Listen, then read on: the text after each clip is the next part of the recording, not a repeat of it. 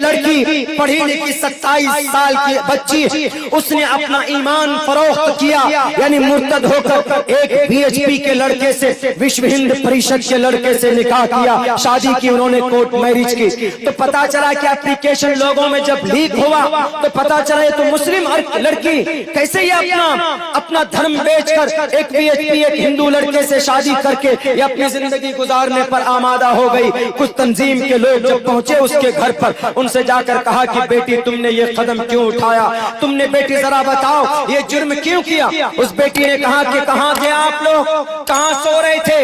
I am 27 years old and I am graduated، میں ایک پڑھی لکھی لڑکی ہوں، میری عمر 27 سال۔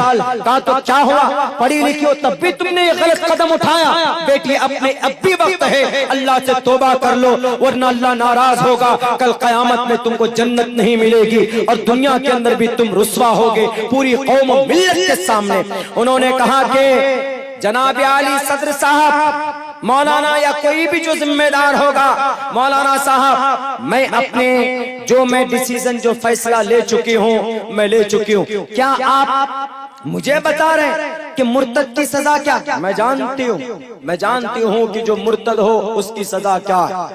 انہوں نے کہا کہ جاننے کے باوجود، کہا کہ ہاں، کہا کہ تم کو پتا نہیں، ڈر نہیں کل قیامت میں اللہ تم سے پوچھے گا کہ تم نے اپنے ایمان کا سودا شادی کے لیے کیوں کیا؟ ایک BHP کے لڑکے سے، تلک لگانے والے لڑکے سے جو 33 کروڑ دیوی دیوتاؤں کو اپنا خدا مانتا ہے، ایک خدا ماننے والا 33 کروڑ دیوی دیوتاؤں کو ماننے والے کے ساتھ کیسے ریلیشن میں آ گیا؟ اس نے کہا کہ مولانا میں سب کچھ جانتی ہوں اور کل قیامت میں میں اللہ کے سامنے جواب دوں گی۔ اللہ یہی پوچھے گا نا کہ کیوں کیا تم نے؟ میں پوچھوں گی اللہ سے، اس دن میں اللہ ہم سے پوچھے گا، سوال کرے گا تم نے یہ قدم کیوں اٹھایا، تم نے چوری کیوں کی، تم نے ایمان کا سودا کیوں کیا؟ ہر جرم کے بارے میں سوال جواب۔ تو اس وقت میں اللہ سے کہوں گی کہ اللہ میں نے اپنے ایمان کا سودا کیا، اپنی چھوٹی بہن کی عزت بچانے کے لیے میں نے اپنے ایمان کو بیچا، میرے چھوٹے بھائی کی پرورش کے لیے میں نے اپنے ایمان کو بیچا، میری بوڑھی ماں کی دوائی کے لیے، ان کی پرورش کے لیے، ان کی زندگی کا سہارا بننے کے لیے کون سا گناہ کیا؟ ڈال دیجئے مجھے جہنم میں اگر میں اپنا ایمان نہ بیچتی، شادی نہیں کرتی غیر سے، تو میری بہن یہ دوائی بن جاتی، اپنی عزت کو ڈیلی یہ بیچتی، تب جا کر گھر کا چولہا جلتا۔ اور جس لڑکے سے میں نے نکاح کیا، شادی کی، وہ لڑکا ہمارا گھر کا خرچ سنبھالتا۔ اور اے اللہ آپ تو کہے، آپ سوال کرتے، آپ پوچھے اللہ آپ کے قوم کے مالدار کہاں تھے، آپ کے قوم کے تنظیم کے لوگ کہاں تھے جب کہ میرے باپ 20 سال پہلے انتقال ہو چکا تھا، میں 7 سال کی تھی، میرے بھائی چھوٹے چھوٹے، میری بہن 4 سال کی تھی، میرا چھوٹا بھائی 2 سال کا تھا۔ اس وقت مجھے سہارے کی ضرورت تھی، کوئی نہیں میدان میں آیا تھا۔ آپ کے قرآن میں اللہ اپنے زکوٰۃ کو فرض کیا کس لیے؟ ہم غریبوں کی پرورش کے لیے نا، لیکن کوئی مالدار نہیں آیا زکوٰۃ کی دولت دینے کے لیے، ہمارے گھر تک کوئی نہیں پہنچا۔ سب جانتا تھا کہ اس کے گھر کا جو مین ذمہ دار اس کا باپ ہے، اس کا گارجن ہے، اس کی موت ہو چکی ہے۔ اے اللہ میری ماں نے برتن مانج مانج کر ہم لوگوں کی پرورش کی ہے، اور اس بڑھاپے کی عمر میں جب میں 27 سال کی ہو گئی، میں پچھلے 7 سال سے انتظار کر رہی ہوں کہ کوئی مسلم لڑکا آ جائے، ایماندار، دیانتدار اور خیر خواہ، جو میرے ہاتھ کو پکڑ کر لے کر جائے اور مجھ سے نکاح کرے۔ جو بھی آتا ہے قوم کے لٹیرے جہیز کا ڈیمانڈ کرتے، تلک کا ڈیمانڈ کرتے، میرا باپ نہیں، میرا کوئی گارجن نہیں ہے، اے اللہ میں کہاں سے ان کو تلک دیتا، میں کہاں سے ان کو جہیز کے مال فراہم کرتا؟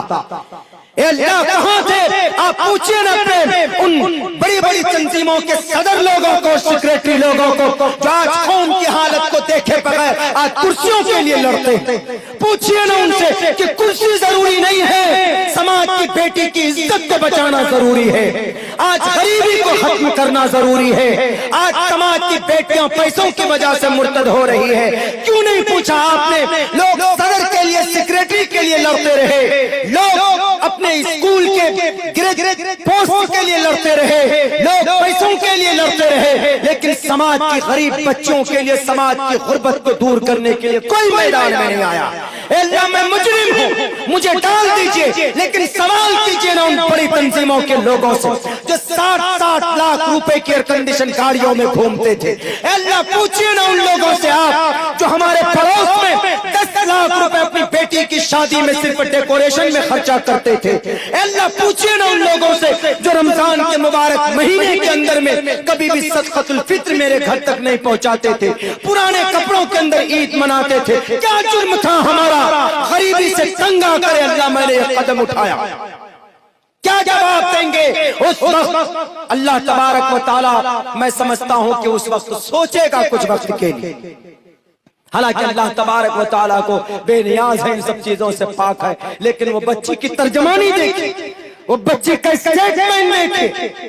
آج ہم لڑتے ہیں، آج سماج کے لیے کوئی فکر نہیں، کون بنیں گے ذمہ دار، کون بنیں گے صدر سیکریٹری۔